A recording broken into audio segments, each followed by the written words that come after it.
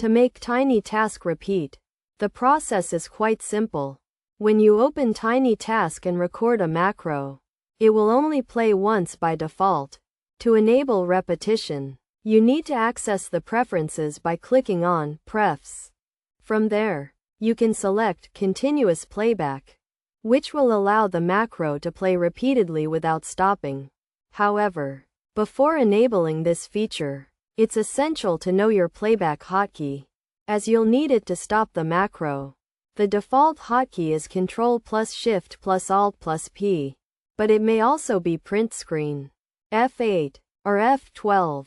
If you enable continuous playback and then press play, the macro will keep running until you stop it using the hotkey.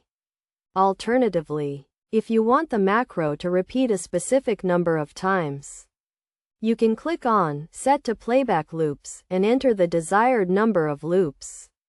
When you set the playback loops, the continuous playback option will automatically turn off.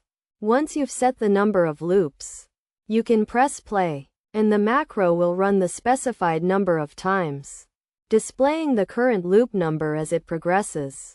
After the macro has completed the set number of loops, it will stop, and you can use your mouse normally again.